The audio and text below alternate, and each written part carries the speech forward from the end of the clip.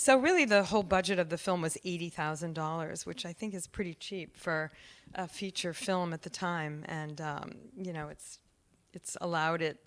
it allowed me to make it, and some of it I even shot myself because I was so frustrated with having people around. But I love Tom DiCillo, who was the main cinematographer, but I also had a Bolex, so I would go out on my own into Times Square, and it was easier for me just to be there with my camera. And often I'd set it up right in the middle of Times Square, looking down at that sort of V shape at all times of the day and night. It was just a place that fascinated me, going in and out of porn stores. And I felt equally as attracted and seduced by all of the barkers, the voice of the guys saying girls. I just recorded them. One day I just walked around with my tape recorder and just got all of the sounds of Times Square and that girls, girls, girls, beautiful girls, step right up.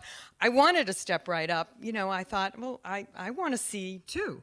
And I had no sense of being barred from that. So I just, would enter porn stores, or often the guys would move away from me because it was really okay to be on the page, but it wasn't really okay for me to be in their space.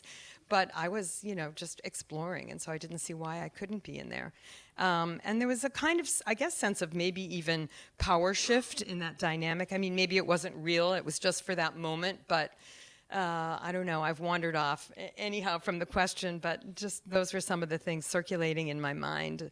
I think when I was just exploring, I thought of myself as an explorer using this idea of pornography, which came to me not only from the debates that we were having, but also from finding sometimes I think place is really a good way for me to start a story, is that the place somehow dictates the story, and New York itself, but particularly the cinema, because it somehow, was sort of the locus for this idea of looking and being looked at, and this reflection of looks that she has in the mirror, that the guys have of her, that she has of them, and that voyeurism as what makes cinema the medium that we love so much, was somehow all came together in this one cinema for me.